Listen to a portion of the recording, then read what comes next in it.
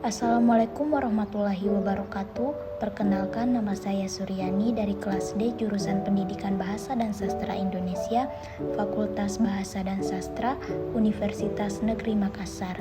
Nah, di video ini saya akan memaparkan materi psikolinguistik mengenai perkembangan bahasa anak. Simak videonya.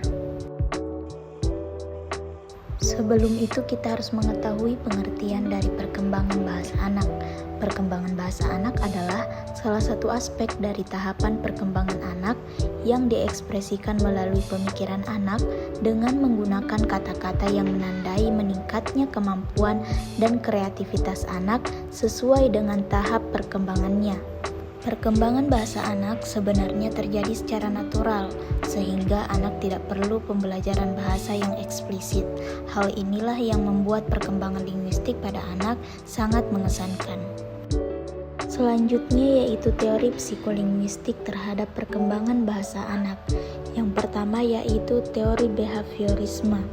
Teori behaviorisme yaitu adanya hubungan stimulus atau rangsangan dan respon atau reaksi. Perilaku bahasa seseorang akan membuat reaksi terhadap rangsangan, sehingga reaksi tersebut menjadi suatu kebiasaan yang dibenarkan.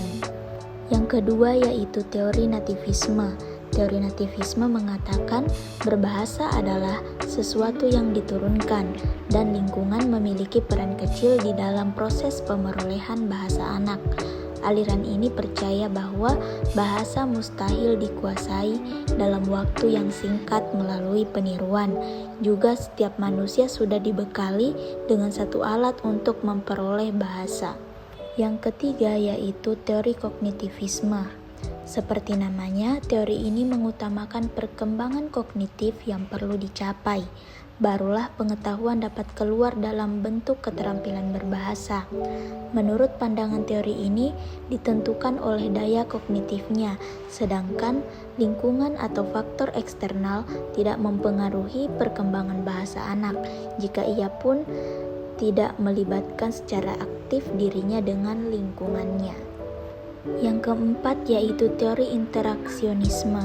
Singkatnya, teori ini menggabungkan antara teori nativisme dan kognitivisme.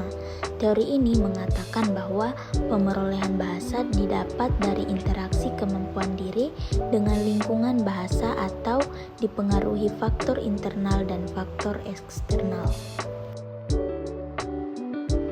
Selanjutnya yaitu karakteristik bahasa anak.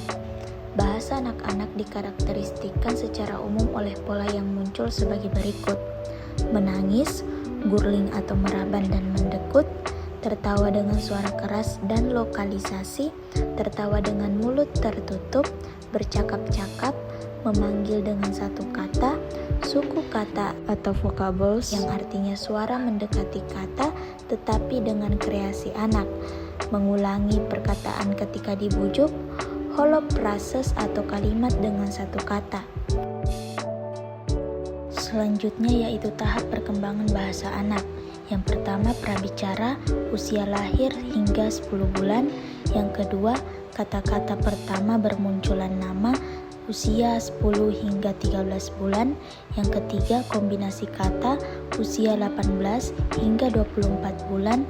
Dan yang terakhir, tata bahasa, usia 20 hingga 30 bulan.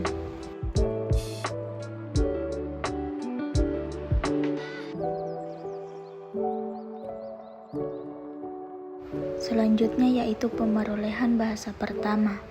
Proses anak mulai mengenal dengan lingkungannya secara verbal disebut dengan pemerolehan bahasa anak. Pemerolehan bahasa pertama terjadi bila anak sejak semula tanpa bahasa kini telah memperoleh satu bahasa. Ada dua pengertian mengenai pemerolehan bahasa. Pertama, pemerolehan mempunyai permulaan yang mendadak tiba-tiba. Kedua, pemerolehan bahasa memiliki suatu permulaan yang gradual yang muncul dari prestasi-prestasi motorik, sosial, dan kognitif pralinguistik.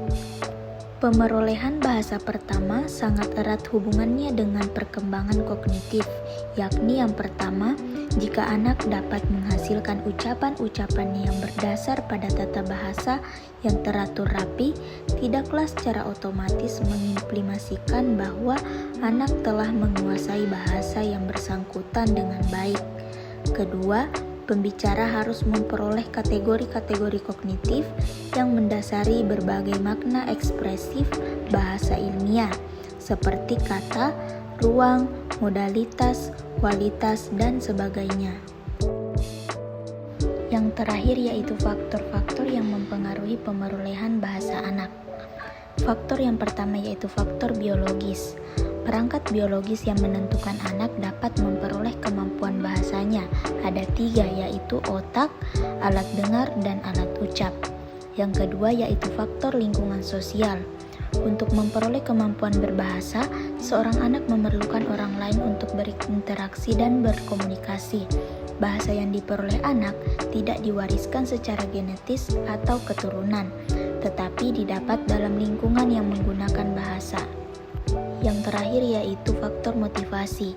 Sumber motivasi pada umumnya dibagi menjadi 2, yaitu motivasi dari dalam atau internal dan motivasi dari luar diri atau eksternal. Dalam belajar bahasa, seorang anak tidak terdorong demi bahasa sendiri.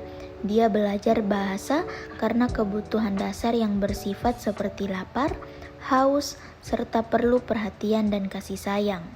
Inilah yang disebut motivasi intrinsik yang berasal dari dalam diri anak sendiri. Sekian dari saya, terima kasih. Wassalamualaikum warahmatullahi wabarakatuh.